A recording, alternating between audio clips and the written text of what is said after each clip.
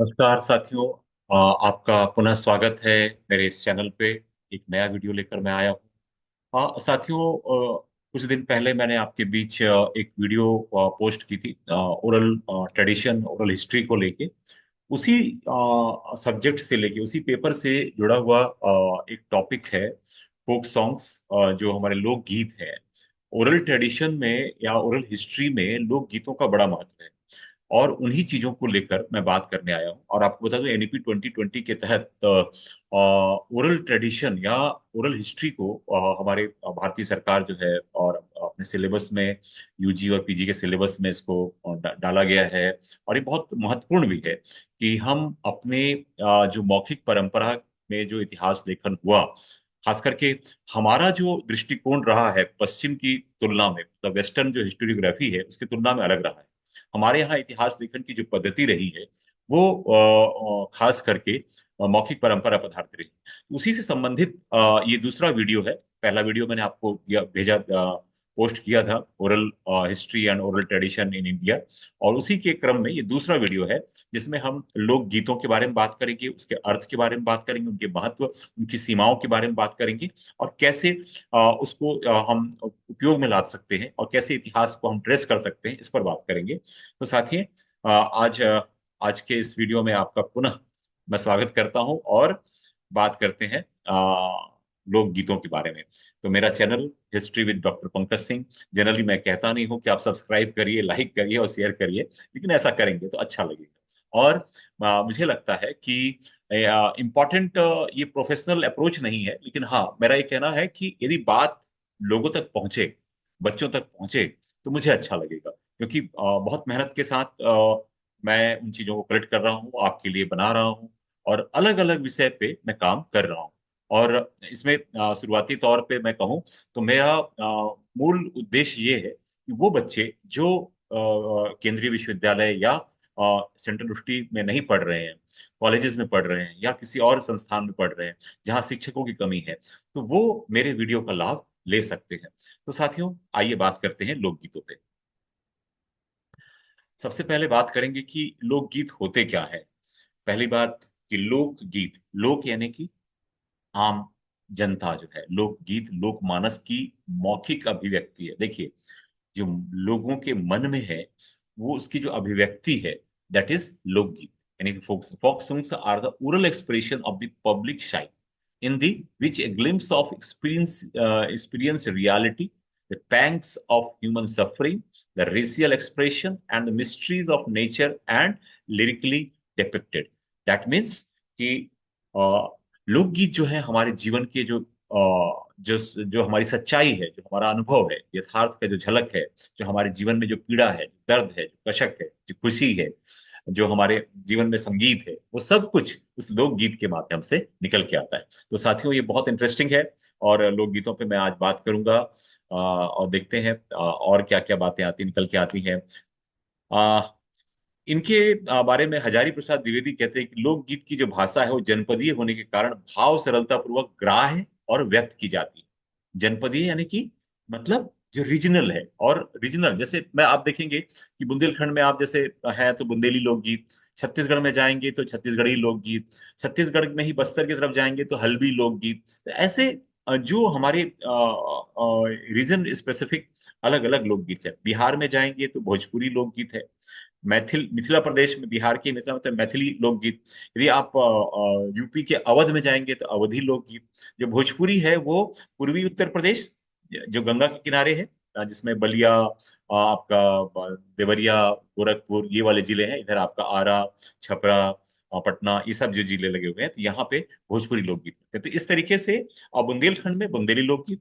और बुंदेली लोकगीतों की भी खासियत ये है कि झांसी यानी उत्तर प्रदेश में जो बुंदेलखंड है, वहाँ की जो लोकगीत है, उसका जो बोलने का, गाने का तरीका है वो अलग है। हमारे यहाँ सागर क्षेत्र में जो गाया जाता है उसका थोड़ा सा तरीका है। तो ये बहुत इंटरेस्टिंग है। अ, और इंसाइक्लोपीडिया जो कहती है कि the joyous music of primitive man is called folk song. Encyclopedia कहता है कि आदि मानव का उल्लासमय संगीत। अब आदि मानव कौन? यानी कि जो धरती पे पहले आया होगा, और धरती पे जो पहला आया होगा, तो जीवन में जब भी आदमी खुश होता है, झूम उठता है, और कुछ वो गाने लगता है, और वो जो जो दिल से निकले हुए गीत हैं यही लोकगीत है, ऐसा इंसाइक्लोपीडिया का अपना मानना है। आइए आगे बात करें। लोकगीतों के बारे में और जो बात करते हैं, ये सब हम लोग मीनिंग के रूप में मैं देख रहे हैं। आप यदि आप कहें कि सर ये जो आप बता रहे हैं क्या है, तो ये लोकगीत के मीनिंग के रूप में हम देख सकते हैं कि लोकगीतों को हम इस प्रकार से समझ सकते हैं। Folk songs are traditional, number one, informal songs pass down through generations, reflecting the cultures, customs and experiences of a community और रीजन। दैट मीन्स कि जो हमारे जनरेशन से एक जनरेशन से दूसरे जनरेशन, तीसरे जनरेशन, आपको ये पता नहीं होता कि इसका लेखक कौन है, कौन गा रहा है, कौन किसने पहले लिखा है, कुछ भी जानकारी। कभी कभी हम बता सकते हैं, जैसे महाराजा छत्रसाल के समय का कोई लोकगीत आता है तो समझ में आ जाता है कि तो ये उस समय का लिखा गया होगा या उस समय का होगा, लेकिन उसका लेखक कौन है ये बताना मुश्किल है। लेकिन ये एक पीढ़ी से दूसरी पीढ़ी तक, एक जनरेशन से दूसरे जनरेशन तक उसके कल्चर्स को, उसके कस्टम्स को, यानी कि उसकी जो रीति रिवाज है, उसकी संस्कृति है, उसके जो अनुभव है, वो मतलब कैरी फॉरवर्ड होते जाते हैं। अब इसकी जो विशेषताएं कुछ बात कर लेते हैं बहुत संक्षिप्त में। और याद होगा आपने ओरल ट्रेडिशन का मेरा वीडियो देखा होगा, तो वहां भी कुछ चीजें आपको दिखाई देंगी। पहली बात, ओरल ट्रांसमिशन। ऑब्वियस है कि चाहे लोकगीत हो, लोक गाथा हो, है ना, जो हमारे जो मिथक्स हैं, ये सब हमारे मौखिक परंपरा में एक पीढ़ी से दूसरी पीढ़ी ट्रांसफर होते हैं। मौखिक, oral transmission. Anonymous and collective authorship. You don't know the real author, was the real author, कौन इसका लेखक है, मूल लेखक कौन है, वो उसका कोई नाम नहीं। सामूहिक, कलेक्टिव अथरशिप भी होती है कई बार, तो इस प्रकार से हम देखते हैं। तीसरा जो है, ये इसकी विशेषताएं हैं, इसको आप ध्यान रखिएगा। और जब हम ओरल ट्रेडिशन पढ़ते हैं वहां पे भी ये बातें आती हैं, तो कुछ चीजें कॉमन है, आपको ध्यान रखना पड़ेगा। लेकिन फोक सॉन्ग सिंपल होते हैं, कठिन नहीं होंगे, बहुत जटिल नहीं होंगे, है ना, सिंपल होंगे, मेमोरेबल होंगे, और बहुत मेलोडियस होंगे, ये भी ध्यान रखिए। तो और आप कभी गांव के तरफ में जाएं या कहीं पे सुनेंगे, कभी हमारे यहाँ जो राज्योत्सव वगैरह होते हैं छत्तीसगढ़ में या मध्य प्रदेश में या किसी कार्यक्रम में, तो आप देखेंगे जब लोकगीत जब बजता है, आपको भले वो समझ में ना आए, लेकिन जब वो उसकी जो ताल, उसकी जो थाप है, जो आवाज सुनाई देती है, आप झूम उठते हैं। यानी कि म्यूजिक में एक अलग सा जादू, वैसा ही कुछ आपके लोकगीतों में है। इसकी बात करें कि lyrics often relate to everyday life. That means कि जो लिरिक्स हैं वो हमारे एवरीडे लाइफ, यानी कि हमारे जो जीवन की छोटी छोटी घटनाएं, है ना, उन उन सब चीजों से जुड़ी हुई, मिथ से, जो उसके जो मिथक हैं, जो लीजेंड्स हैं, जो गाथाएं हैं, जो किंवदंतियां हैं, जो दंत कथाएं हैं, उनसे जुड़ी हुई, हिस्टोरिकल इवेंट्स से जुड़ी हुई। यानी कि ये जो लोकगीत क्या क्या हो सकते हैं, एक तो हमारे डेली लाइफ की बात हो सकती है, दूसरी मिथ्स, कुछ मिथक हो सकते हैं, कुछ तीसरी किंवदंतियां, दंत कथाएं हो सकती हैं, जो कई नैरेटिव्स बनाए जाते हैं, कुछ आख्यान गढ़े जाते हैं उसके। और चौथा है हिस्टोरिकल इवेंट्स। हिस्टोरिकल इवेंट्स को लेके भी, चाहे वो रानी लक्ष्मीबाई का ये खूब लड़ी मर्दानी, व तो सुभद्रा कुमारी चौहान की जो कविता है, इसको यदि आप डेली लोकगीतों में जाएंगे तो आप पाएंगे कि उसी तरीके के कई लोकगीत गाए गए। यानी कि हिस्ट्री से भी, महाराजा छत्रसाल के बारे में हो या ईश्वरी के गीत हो, उसमें आप देखेंगे तो इतिहास का कहीं ना कहीं हमें कनेक्शन दिखाई देता है। और ओरल ट्रेडिशन के तहत हम उसको कनेक्ट करने की कोशिश करते हैं, एक सप्लीमेंट करते हैं जो रिटेन हिस्ट्री है, उसके साथ ये ओरल ट्रेडिशन के माध्यम से, लोक गीतों के माध्यम से, लोक गाथाओं के माध्यम से हम उसको सप्लीमेंट करते हैं। Reflect community values, traditions and social commentary. That means कि जो जो फोक सॉन्ग्स हैं वो किसको करते हैं, हमारे कम्युनिटी वैल्यूज, जो हमारे समुदाय के जो जीवन मूल्य हैं, ट्रेडिशन, हमारी परंपराओं और सामाजिक जो हमारे लोकाचार हैं, तो उसके बारे में ये बात करती है। तो ये थे लोकगीत की विशेषताओं के बारे में। अब लोकगीतों के महत्व के बारे में बात कर लेते हैं साथियों, बहुत जल्दी जल्दी बात करते हैं। ये सारी बातें मैंने ओरल ट्रेडिशन में भी की थी, यहाँ आपको कमोवेश उन चीजों के यदि आप समझ लेंगे, एक बार पॉइंट समझ लेंगे, तो आपको लगेगा कि कुछ चीजें यहाँ पे और वहां पे आराम से लिख सकते हैं। इसके लिए मैंने बहुत आसानी से हिंदी अंग्रेजी दोनों में है, आपकी सहूलियत के साथ है। पहला, प्रिजर्व कल्चरल हेरिटेज। ऑब्वियस है यार कि लोकगीत हैं तो हमारे कल्चर को वो हम हेरिटेज, जो हमारा कल्चरल हेरिटेज है उसको हम संरक्षित कर पा रहे हैं, उससे हम जान पा रहे हैं हमारे जीवन मूल्यों को, हमारे समाज को, हमारे राष्ट्र को, उस उन परिस्थितियों में हम समझ पा रहे हैं। फिर provide historical and social context. Important कि लोकगीत सिर्फ हंसी मजाक के लिए नहीं है, लोकगीत इंटरटेनमेंट के लिए होते हैं, मैं मानता हूँ। ऋतु गीत होते हैं, संस्कार गीत होते हैं, कुछ शादी ब्याह में ठिठोली, हंसी ठिठोली वाले गीत होते हैं, लेकिन सारे गीत ऐसे नहीं। लोक गीतों का एक अपना हिस्टोरिकल कॉन्टेक्स्ट है, यानी कि ऐतिहासिक महत्व है, प्लस सामाजिक कॉन्टेक्स्ट भी है, यानी कि दोनों ऐतिहासिक और सामाजिक संदर्भ दोनों मिलते हैं। खोजना इतिहासकार का काम है, यानी कि रिसर्चर का काम है, हमको हमारा काम है। Express community identity and solidarity, यानी कि जो समाज का जो सामुदायिक पहचान है उसकी एकजुटता को भी ये व्यक्त करता है। नेक्स्ट है आपका offer insights into traditional practices and customs. पारंपरिक प्रथाओं और रीति रिवाजों में अंतर्दृष्टि प्रदान करता है। लोकगीत जो हमारी जो जो पारंपरिक प्रथाएं हैं, जो रीति रिवाज है, उसको एक प्रकार का नया अंतर्दृष्टि देता है ये लोकगीत। इसके बाद foster social commentary and critic. इसके अलावा आप देखेंगे बहुत सारे ऐसे लोकगीत हैं जो हमारी सामाजिक जो रूढ़ियां हैं, जो मान्यताएं हैं, तो उसको बहुत क्रिटिकल होकर उसको देखने का प्रयास करता है।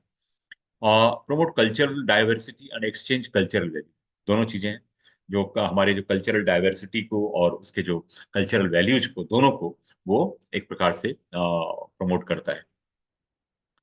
आगे चल के बात करें, serves as a means of story telling and entertainment. ये भी है, कहानी कहने और मनोरंजन के साधन के रूप में भी काम करता है, इसको हम इस तरीके से भी देखते हैं। लेकिन यदि हम एक विद्यार्थी के रूप में बात करते हैं, एक शोधार्थी की बात करें, और या एक इतिहास के शिक्षक के रूप में बात करूं, तो लोकगीतों का आज इतिहास के निर्माण में बड़ी भूमिका है। ये सबसे महत्वपूर्ण है, यानी कि जो इसका पॉइंट नंबर आप देख पा रहे हैं, second, provide historical and social context, that is most important, कि लोकगीत से हम ऐतिहासिक संदर्भ ढूंढते हैं और एक प्रकार से लिखित इतिहास को सप्लीमेंट करते हैं। अब लोकगीतों के प्रकार के बारे में बात कर लेते हैं साथियों। बहुत सारे लोकगीत हैं, जैसे कि बैलेड्स हैं, जिनको गाथा गीत कहा जाता है, कथात्मक है, नैरेटिव सॉन्ग्स हैं। तो कई हरदौल की गाथा है, और भी जो देवता हैं उनकी उनके बारे गाथाओं के बारे में बात होती है। लुलाबीज, यानी कि जिसको हम कहते हैं लोरियां। बचपन में आप सब ने लोरियां सुन के, आपकी माता, हमने भी, हमारी जो माता राम है, तो वो आप सबको आप सब ने अलग अलग तरीके से लोरियां सुनी होंगी, और बच्चों को सुलाया जाता है। तो ये लोरियों और उसमें बहुत सारी कहानी, चांद सितारे से लेके हिस्टोरिकल कुछ कुछ वीरता वाली गाने वाले भी, और बहुत सुरीले इसमें हमारी जो माएँ बहनें हैं वो बच्चों को सुनाती हैं। इसको लुल्लाबीज कहते हैं, है ना। बच्चों को सुनाया जाता है। इसके अलावा वर्क सॉन्ग, जब हम लोग काम करते होते हैं, खेत में काम कर रहे होते हैं, तो अपने शारीरिक श्रम को भुलाने के लिए कई बार महिलाएं पुरुष आपस में वो गीत गाते हैं, इसको श्रम गीत भी कहते हैं। फिर हम प्रेम के सॉन्ग, प्रेम गीत, रोमांटिक सॉन्ग्स, ऑब्वियस है, जीवन में जीवन का सबसे महत्वपूर्ण हिस्सा है प्रेम, और प्रेम के बिना जीवन नहीं है। तो वो लोकगीतों का एक उसका जो एक जो क्षेत्र है, वो प्रेम के भी गीत इसमें सम्मिलित है। इसके अलावा डिवोशनल भक्ति संगीत, यानी कि ईश्वर की भक्ति भी हम दिखाई देती है। और इसको कभी मैं आपके लिए एक अलग वीडियो बनाऊंगा, जिसमें इन सारे गीतों के प्रकारों का एक उदाहरण भी दूंगा, बुंदेली, छत्तीसगढ़ी या भोजपुरी लोकगीतों का। थोड़ा सा बड़ा टाइम लगेगा, गीतों को गाना होगा, उसको बताना होगा, इस तरीके का। लेकिन आज वो मौका नहीं है, आज में तो हम थोड़ा थ्योरेटिकल बात कर रहे हैं। तो डिवोशनल सॉन्ग के बाद आगे बढ़ते हैं प्रोटेस्ट सॉन्ग। कई बार हम देखते हैं कि जब कोई आंदोलन हो रहा होता है, तो हम एक दूसरे को मोटिवेट करने के लिए, हम उसके बाद फिर अपनी बात कहने के लिए नुक्कड़ नाटक करते हैं, उसमें जो लोक गीतों का प्रयोग होता है, तो ये प्रकार का विरोध करने का एक तरीका होता है। इसमें फिर रिचुअल सॉन्ग्स, जो हमारे संस्कार गीत हैं, जन्म के समय संस्कार, मुंडन के समय संस्कार, बहुत सारे संस्कार, और अन्न प्राशन के समय, मृत्यु के, इवन मृत्यु के समय भी संस्कार में गीत गाए जाते हैं। विवाह संस्कार के समय, यानी हमारे जो 16 संस्कार हैं, 16 संस्कार हैं, उनमें अलग अलग गीत हैं। उसी प्रकार से अलग अलग, जैसे मैं बुंदेलखंड की जब बात करूंगा, तो आपको बताऊंगा कि हमारे यहाँ जन्म से लेकर मृत्यु तक, यानी बुंदेलखंड में तमाम रिचुअल्स पे लोकगीत हैं। ऐसी भोजपुरी में है, ऐसी छत्तीसगढ़ी में। क्योंकि ये मैं 3 एरिया को पैरेलल देख रहा हूँ, इसलिए मैं इसके बारे में बात कर सकता हूँ इतना। तो ये मैं कह रहा हूँ आपसे। तो संस्कार गीत का बड़ा इंपॉर्टेंस है। इसके बाद है बच्चों के गीत, जो जो शिक्षण शिक्षाप्रद होते हैं, मनोरंजन के होते हैं, ऐसे भी गीत गाए जाते हैं। फिर ऋतु गीत, अलग अलग, वसंत ऋतु है, शीत ऋतु है, इससे लेके गीत गाए जाते हैं। इस तरीके से हमारे सब श्रृंगार की गीत हैं। प्रेम, जिसको जिसको हम प्रेम गीत कह रहे हैं, उसी का एक तरीका है कि किसी स्त्री या पुरुष की सुंदरता को लेके, उसके यौवन को लेके, उन सब चीजों को लेके हमारे गीतों में प्रधानता होती है। तो ये टाइप्स ऑफ फोक सॉन्ग्स है, लेकिन ये केवल कंप्लीट नहीं है।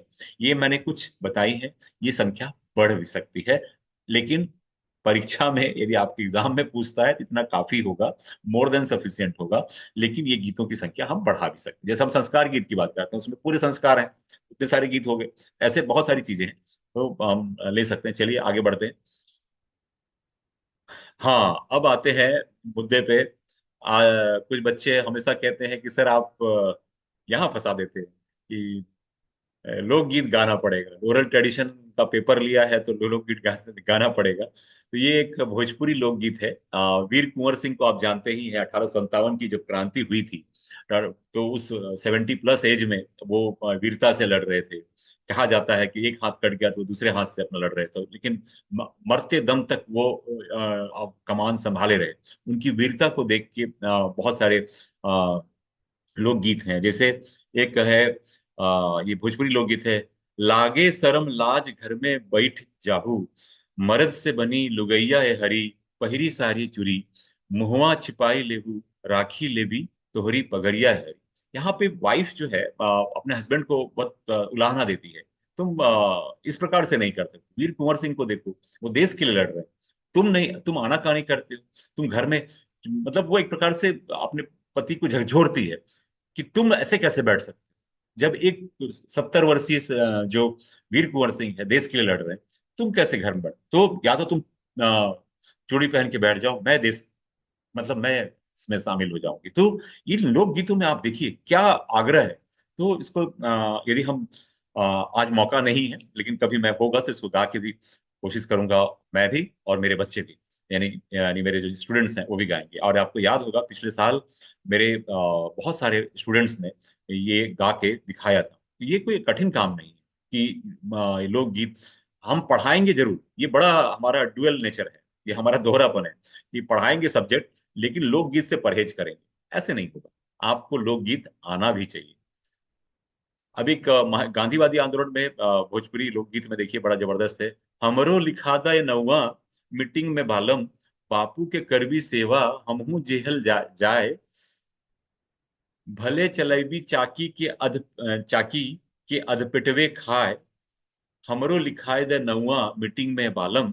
यानी कि देखिए कितना खूबसूरत तरीके से एक महिला जो कह रही है कि मेरा नाम भी उसमें लिखा दीजिए। कांग्रेस, उस समय कांग्रेस चूंकि लीड कर रही थी, तो आप मेरा मीटिंग में भी नाम लिखाइए, मैं भी वहां पे बापू की सेवा करूंगी, मैं भी जेल जाऊंगी, भले आधा पेट खाऊंगी, लेकिन देश की सेवा करूंगी। क्या अद्भुत है। तो ये लोकगीत यदि आप ये जो हमारे मार्क्सवादी हैं, मैं एक वीडियो में भी कह रहा था गांधी के बारे में, कि गांधी को लेके बड़ा लांछन लगाते हैं, गांधी ने ऐसा किया वैसा किया, कांग्रेस हाईजैक। तो भैया ये देखिए ना, ये जो महिलाएं लोकगीत गा रही हैं, कह रही हैं कि बापू के आंदोलन से, गांधी के आंदोलन से, तो देखिए वो उसका प्रभाव। तो इतिहास को कभी कभी लगता है कि इन मार्क्सवादियों से, दक्षिणपंथियों से और ये साम्राज्यवादियों से, सबाल्टर्निस्ट जो बोलते हैं, अपने अपने दावे करते हैं, यहाँ आइए ना, आइए ना लोकगीतों में आप बात करते हैं। देखिए ना गांधी कहाँ तक पहुंचते हैं। तो बहुत सारा चीज है, इतिहास को खंगालने का तरीका हो सकता है। तो लोकगीत अपने आप में बहुत इंटरेस्टिंग है। तो आइए और कुछ लोकगीत देखते हैं। कुछ बच्चे शिकायत कर सकते हैं कि सर आप हम लोगों को फंसा रहे हैं कि इतने सारे लोकगीत हम लोग कैसे याद करेंगे।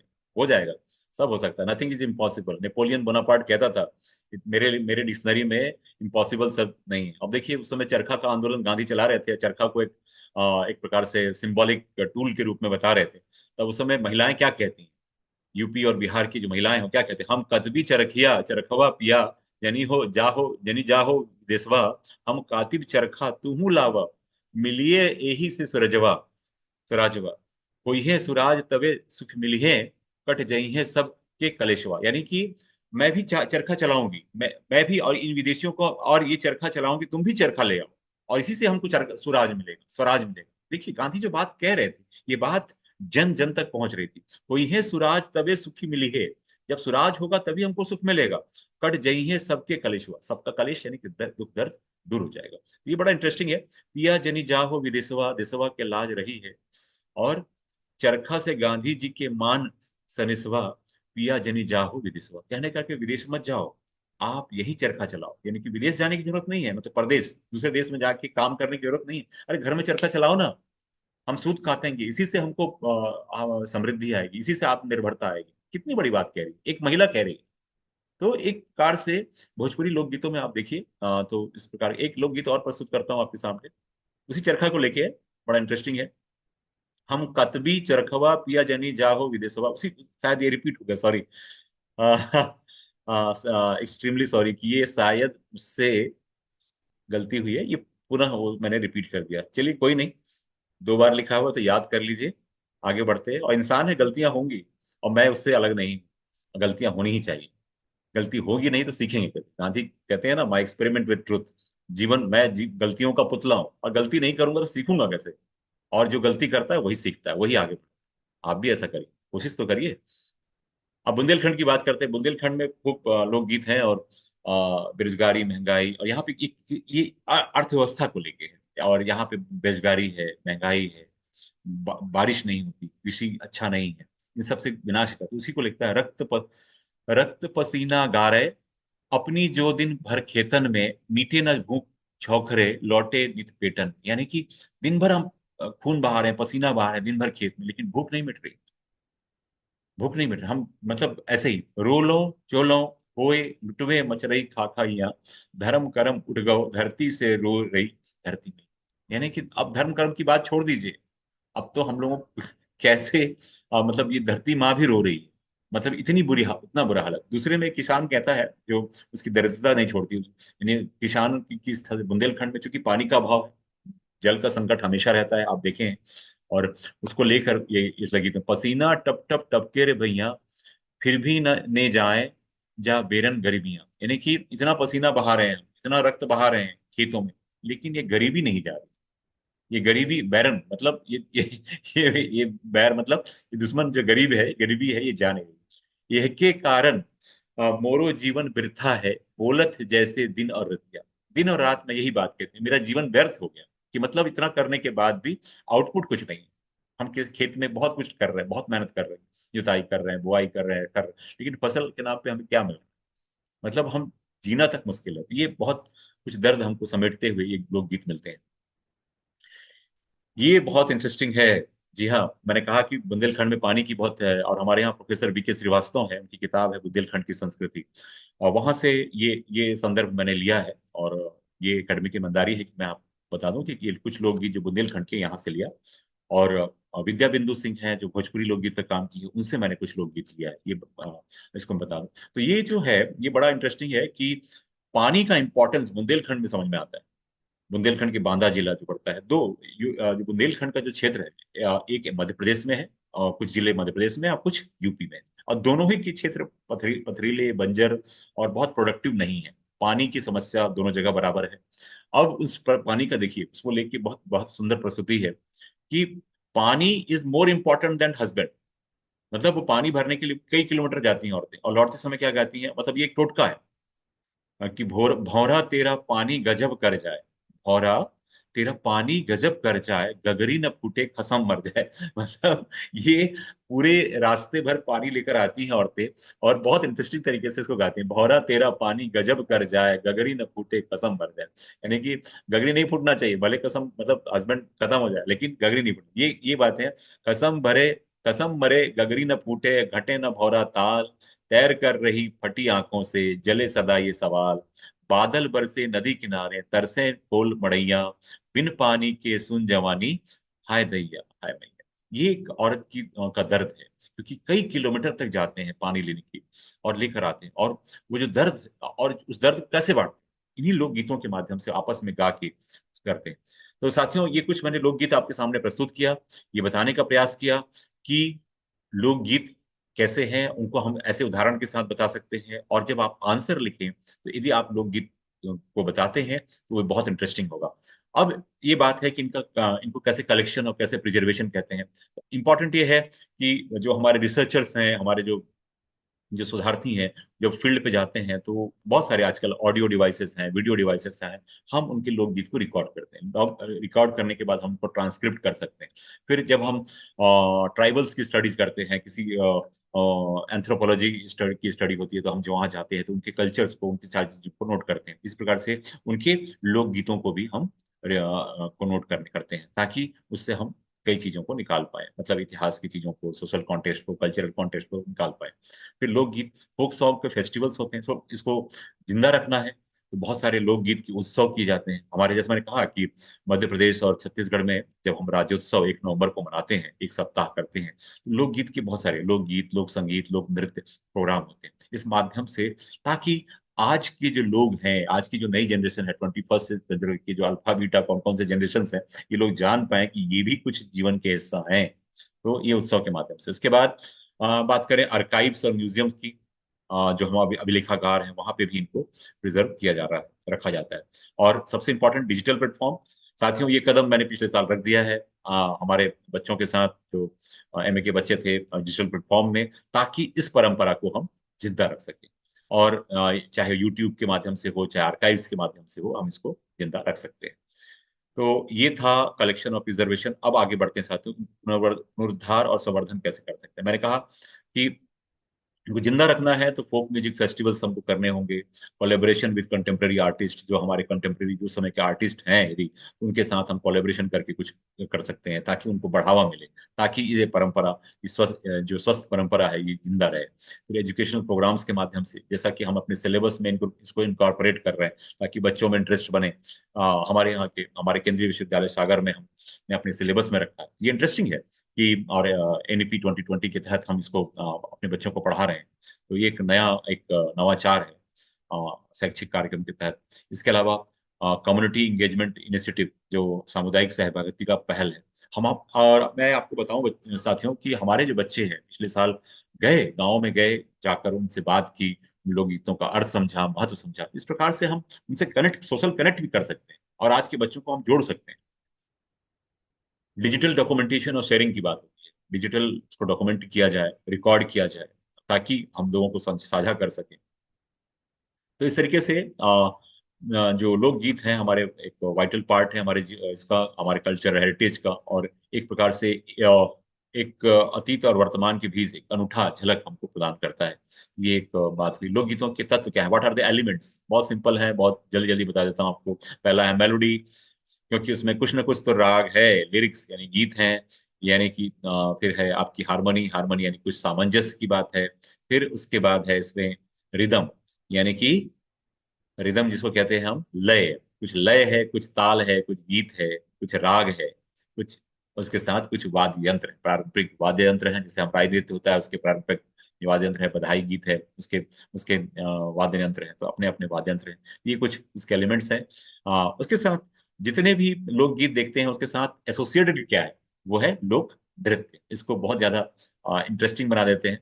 लोक नृत्य का संबंध लोकगीतों से अटूट संबंध है। इस पे कभी और बात करेंगे, आगे बढ़ते हैं। अब इनके काम क्या है, ये फटाफट मैं आपको बता दूं कि स्टोरी टेलिंग, कहानी सुनाना, सोशल कमेंट्री यानी कि क्रिटिक की बात है, कल्चरल प्रिजर्वेशन, सांस्कृतिक संरक्षण की बात होती है। फिर बात करते हैं इंटरटेनमेंट। जी हाँ, एक बहुत बुंदेली लोकगीत आया है, कड़ी बगर गई, दो ना काय न लाए, कड़ी बगर गई। फिर बोलते हैं भात बगर गई, मतलब दोना क्यों लेकर नहीं आए? मैं आप नहीं लेके आया तो बगर गई, मतलब फैल गया। बड़ा इंटरेस्टिंग है। अभी कविता शर्मा है हमारे यहाँ फोक सिंग, तो वो बड़ा इंटरेस्टिंग गा रही है, तो ये मुझे बड़ा अच्छा लगता है। दो ना खाए न लाए, अरे कड़ी बगर गई, अब भात बगर गई। तो आगड़ बम बागड़ बम, मिर्ची कम नोन कम, ऐसा कुछ है, बड़ा इंटरेस्टिंग है। तो ये एक इंटरटेनमेंट की बात है, तो इंटरटेनमेंट भी हो जाता है लोकगीतों में, बहुत इंटरेस्टिंग है। तो कम्युनिटी बिल्डिंग की बात है, इस सामुदायिक निर्माण का काम करता है इसका जो फंक्शन है। इमोशनल एक्सप्रेशन है, हमारी जो भावनात्मक अभिव्यक्ति की बात होती है। फिर historical documentation, at the last, at the, मैं हिस्ट्री का हूं तो ये बात तो कहूंगा ही कि ऐतिहासिक दस्तावेजीकरण इसका प्रमुख काम है। चलिए आगे बढ़ते हैं। अब भैया थोड़ा कठिन काम है, मैं इस पे ज्यादा टाइम नहीं दूंगा, पर मैं बात बहुत कर चुका हूँ। वेरियम वेबस्टर की डिक्शनरी में ये कहता है कि ट्रेडिशनल और टेक्सटाइल सॉन्ग टिपिकली पास डाउन थ्रू ओरल ट्रेडिशन। पहले भी कह चुका हूँ, पारंपरिक या पारंपरिक शैली में जो गीत आमतौर पर एक जनरेशन से दूसरी जनरेशन तक ओरल लिस्ट में जाते हैं, इसको हम लोकगीत कहते हैं। ऑक्सफोर्ड इंग्लिश डिक्शनरी क्या कहती है? सॉन्ग और ट्यून ऑफ ट्रेडिशनल और popular origin, specially one sung by common people, that is पारंपरिक या लोकप्रिय मूल का एक गीत या धुन जिसे आम लोगों के द्वारा गाया जाता है। ये भी बहुत सिंपल सिंपल डेफिनेशंस हैं, चाहे तो आप याद कर सकते हैं। इंसाइक्लोपीडिया ब्रिटानिका वो क्या कहता है, फोक सॉन्ग है typically anonymous song that has been passed down through oral tradition. साथियों, बार बार एक ही बात कि लोकगीत एक आम तौर पर गुमनाम गीत, गुमनाम यानी कि आ, अनाम लोगों के द्वारा लिखा गया गीत है जो मौखिक परंपरा के माध्यम से आगे बढ़ा है। ये तीन हुए, तो इसके अलावा और कुछ कुछ है, उसको बता देता हूँ आपको। यूनेस्को ये भी कुछ कहता है, folk music includes traditional popular and ethnic music which is transmitted orally and it is characterized by its connection to the cultural and social context. यानी कि यूनेस्को कहता है लोक संगीत जो है पारंपरिक, लोकप्रिय और जातीय संगीत शामिल है जो मौखिक रूप से प्रसारित होता है और सांस्कृतिक और सामाजिक संदर्भ से इसके संबंध की विशेषता। आया समझ में? कहने का अर्थ ये है कि फोक म्यूजिक जो है वो हमारे परंपरागत, लोकप्रिय और जातीय संगीत शामिल है, यानी कि हम जिस इस क्षेत्र के हैं, जिसके हैं, और वो मौखिक रूप से प्रसारित होता है। पहला कि पारंपरिक है, लोकप्रिय है और जातीय संगीत। फिर दूसरा, मौखिक रूप से प्रसारित हो। तीसरा, सांस्कृतिक और सामाजिक संदर्भ इससे संबंधित। खत्म। किसी परिभाषा को टुकड़े में कर दीजिए, तोड़ दीजिए, तो आपको याद करना आसान हो जाएगा। फिर इंटरनेशनल फोक म्यूजिक काउंसिल, ये भी है, इंटरनेशनल फोक म्यूजिक काउंसिल भी है। वो क्या कहती है? Folk music is the music of the people, common people, people pass down through oral tradition. ये लाइन हमने शुरू में भी कहा था, मीनिंग में भी कहा था, यहाँ भी कहा है, ओरल ट्रेडिशन में भी कहा है, पास डाउन थ्रू ओरल ट्रेडिशन, यानी कि मौखिक परंपरा में आगे बढ़ती है, reflecting their culture, social, economic life. That's enough. सांस्कृतिक, सामाजिक और आर्थिक, बहुत सिंपल सिंपल सा है, बस ध्यान रखिए कहाँ पे क्या कहा गया। फिर अगला, मिजियोलॉजिस्ट जॉन सेवेड, इसका नाम पढ़ना बड़ा कठिन है, अंग्रेजी एक फनी लैंग्वेज है, और जॉन स्वेड है भैया, हिंदी में इसको जॉन स्वेड कहते हैं। ये कहते हैं, ये संगीत है, folk songs are songs that are transmitted through oral tradition and are characterized by their simplicity, directness and emotional power. ये थोड़ी दो बातें कह रहे हैं। वो बात तो पहली वाली कॉमन है कि वो एक मौखिक परंपरा में ट्रांसमिट होता है, but simplicity, directness and emotional power, ये एक इसकी का इंपॉर्टेंस है। फिर अगला क्या है भाई इसमें, अभी भी है, अच्छा, एलन डंडेस क्या कहते हैं, फोकलोरिस्ट जो हैं, वो कहते हैं folk songs are traditional songs that are shared by a group of people and are often used to express emotions, tell stories and convey cultural values. यानी कि लोकगीत जो है पारंपरिक गीत है जो एक समूह के द्वारा साझा किया जाता है, अक्सर भावनाओं को व्यक्त करने में, कहानियां सुनाने में, सांस्कृतिक मूल्यों को व्यक्त करने के लिए उपयोग किया जाता है। ये सात मैंने डेफिनेशन की बात की, इसी प्रकार से पांच सात आपको मीनिंग की बात की थी। उसमें सब कुछ कॉमन है, यदि आप बहुत ध्यान से देखेंगे वही बातें हैं, थोड़ी बहुत चेंजेस के साथ की गई। आप यहाँ पे स्मार्ट वर्क करना पड़ेगा बच्चों। आपको एक है, पहला बात है कि कॉमन मैन के द्वारा गाया जाने वाला गीत, नंबर एक। नंबर दो, नंबर दो क्या है, ये हमारे कल्चरल, सोशल, इकोनॉमिक इसको ये करता है, वैल्यूज के बारे में बात करता है। इसके बाद फिर ये एनोनिमस राइटर के द्वारा लिखा गया है। इसके बाद फिर ये बात करता है क्या, ये स्टोरी टेलिंग है, इमोशनल हमारे इसको बात करता है। इस तरीके से आप देखेंगे तो ये बहुत इंटरेस्टिंग है और इसको याद करना कठिन नहीं है। थोड़ा सा आप एक फॉर्मूला बना लीजिए, इस बंदे ने ये कहा, इसने कहा, थोड़ा थोड़ा चेंज करेंगे तो आप बना पाएंगे। चलिए, ये मैंने आपको बता दिया, ये इससे इसको बताया कि ये सारे लोग परिभाषाओं में क्या मिल रहा है, डेफिनेशन में क्या होता है, वही जो बात मैं कह रहा था आपसे, वही सब बातें इसी प्रकार से पॉइंट आउट कर लेंगे। तो ये वाला जो स्लाइड का जो अंतिम हिस्सा है, this definitions highlight the key characteristic of folk song, ये परिभाषाएं लोकगीतों की मुख्य विशेषताओं को उजागर करती है। ये सारी चीजें हैं, उनके साथ नाम जोड़ लीजिए, किसने क्या कहा, खत्म बात। तो यहाँ से आगे बढ़े। तो साथियों, अक्सर ये जो, हाँ, ये यहाँ पे हम आप बात यहाँ पे हमारी हुई, ये जो मैंने आपसे कही, तो यहाँ पे इसको हम स्टॉप करते हैं। अरे भाई हो गया यार। तो मैंने इतनी सारी बातें की फोक सॉन्ग के बारे में, और मैंने आपको बताया कि ओरल ट्रेडिशन, ओरल हिस्ट्री का ये कंटिन्यूएशन में सेकंड वीडियो है, अभी और आने वाले हैं और कुछ आएंगे, लेकिन अभी समय है। लेकिन ये दो वीडियो आपके लिए बहुत महत्वपूर्ण है, इसको आप देखिए, समझिए और क्रिटिकल कमेंट जरूर करिए कि कुछ लगता है कि इसमें कुछ कमी है, जरूर मैं उसमें सुधार करूंगा, है ना? क्योंकि अल्टीमेटली ये जो चीज एक बार रिकॉर्डेड आपके पास चली जाएगी परमानेंट, तो इसमें यदि सुधार की आवश्यकता है तो मैं अगले वीडियो में ये कोशिश करूंगा उन गलतियों को जो मैंने की हैं वो सुधारूंगा। तो और लोकगीतों का, इस बार जो मैंने आपको लोकगीत चार छह लोकगीत बुंदेली और भोजपुरी लोकगीत बताए, उसको गा के नहीं बताए। अगली बार कोशिश करूंगा कि आपके बीच मैं कोशिश करूंगा कि लोक गीतकार जो कैसे गाते हैं, है ना। तब तक दोना काय ना लाए, कड़ी बगर गई।